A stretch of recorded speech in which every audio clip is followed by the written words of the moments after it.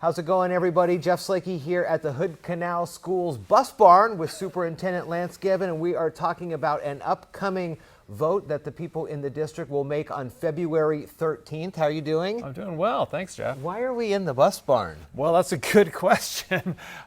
This barn is actually 70 years old, believe it or not. Wow. And I don't know if you can see in the shot or not, but obviously there's some need for repair and service to this facility. But the big part of talking about the bus barn is that this is just an important part of this overall package that we're looking at in terms of renovating and addressing some needs here at Hood Canal School.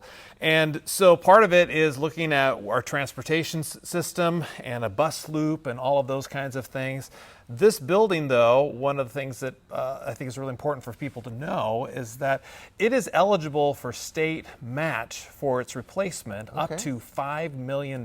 So that's almost 70% of the cost of replacing this facility, and that's because we've agreed to create a co-op with the SouthSide School District for transportation. So we'll help maintain their buses. That makes us eligible for all the state funding. So that would allow us to relocate this building really on the far side of our campus. There's some property that was part of the original land that was donated by Skokomish families from the tribe to help create the Hood Canal campus. And so we can get that off of campus so we don't have buses picking up on the playground anymore. It'll make it a lot safer and give us a space where we can build this new wing for the back of the school that would include like science, technology, engineering, labs for all of those programs, as well as the arts. So performing arts and visual arts programs. So this is kind of the linchpin that helps make the whole project come together, and so that's why I thought we'd meet here today. Well, I love this, and you know, I've talked with Paul Winnicky over at Southside many times, and he is a great advocate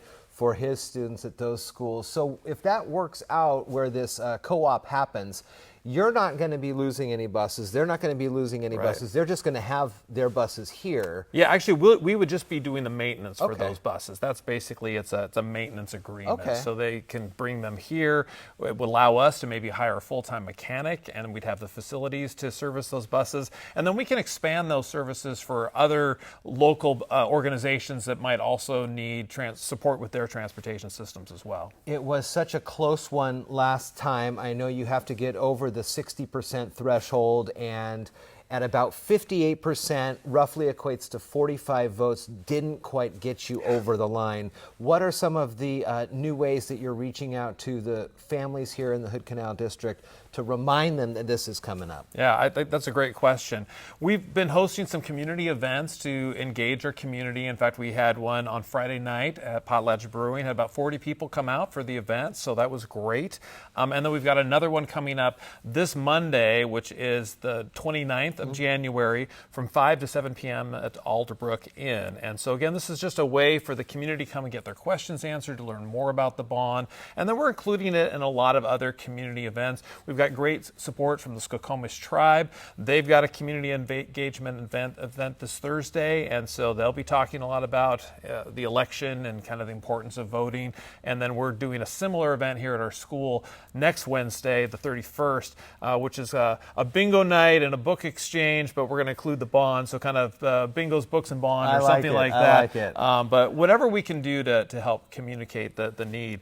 The other big project that we changed up this year was we created a video tour, and so that's on our website, hoodcanalschool.org, and on our new YouTube channel. So we have at Hood Canal School is the page for the video, and if you go check that out, you actually can kind of get a walkthrough of all of the different aspects of the project, the needs, and I think that gives people a much better sense of kind of the scope of the project, as well as the why behind it, and really how we're trying to provide our students here at Hood Canal, quite honestly, opportunities that other school districts would just take for granted. Sure. Let's talk a little bit. As I was with the Miriam Night School, Matt Mallory and I had a conversation. They are similarly running a levy this upcoming February.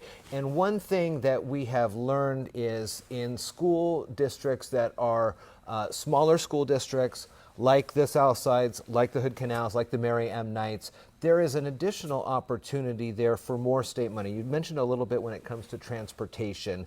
Are there any equalization dollars that are available if this passes this upcoming February to help even move the ball further down the road? Is that something that comes with this one? It's a really good question, and in this particular case, actually the answer is no. Okay.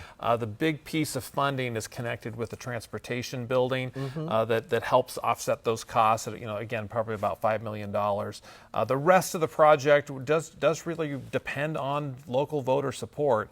The good news for the taxpayers here, though, in Hood Canal is that even after passing the bond, Hood Canal would still have the second lowest tax rates for schools in Mason County. So right now we have by far the lowest, still second lowest. So past the bond, we'd still have a rate that was half of what taxpayers in Shelton would be paying. So it allows us to address all of these needs and provide the programs and opportunities for our students, and yet keep taxes really reasonable for our taxpayers, which I think is kind of a win-win. And how many families are in the Hood Canal District? How many folks utilize the great school here on a daily basis? Yeah, so we have 325 students in preschool through 8th grade, but the district itself, it's a fairly large population, about 5,000 voters in the district, so it's we serve quite a broad community and a couple hundred square miles, so it's a big geographic area, but the number of students that we serve is